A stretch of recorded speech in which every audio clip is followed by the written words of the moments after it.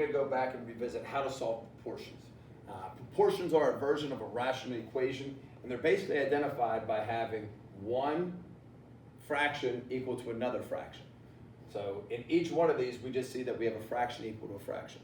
And so one of the strategies we could use is that cross-multiplying concept, which basically means that I'm going to be taking the 2x times the other numerator and the x plus 6 times the other numerator on the other side. So in doing this, we can see we get 4x plus 24 equals 10x.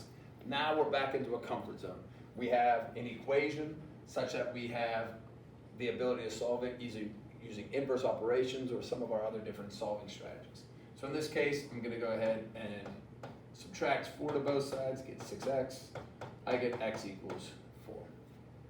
If I would check it, I can see in this side, if I put a 4 in, this would give me 4 over 4, which is 1. If I put a 4 over this side, that actually gives me 5. Oh, I lied. That was close. Yeah, if we put a 4 in, this gives us an 8, so 4 over 8 is a half. If we put a 4 over in here, that gives us 5 over 10, which is a half, so therefore, that gives us a true statement. Now, if we go on to the next one, we're basically going to do the same strategy. I'm going to multiply, so I get x squared plus x equals 3x plus 3. I'm going to go ahead and set everything equal to 0, so I'm going to have x squared, bring the 3x over, that gives me minus 2x, bring the 3 over, minus 3. And now I have a quadratic. I can factor this x minus 3, x plus 1, which then tells me that my solutions in this case are x equals 3 and negative 1. But we have to be careful, all right, because with our solutions, we have to double check to make sure we don't get a value that gives us a 0 in the denominator. So you can see if I substitute a negative 1 plus 1 gives me a 0 in the denominator. So this ends up being one of those extraneous solutions. So our only answer is x equals 3 in this case. Which, if you actually take a step back and look at the problem, it kind of makes sense.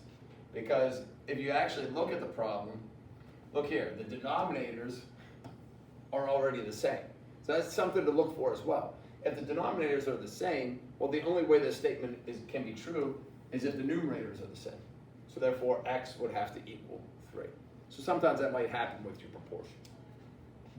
If we go into the last one, we're going to go ahead and, again, start off by doing the whole cross multiplication. 4x times x is going to give me 4x squared.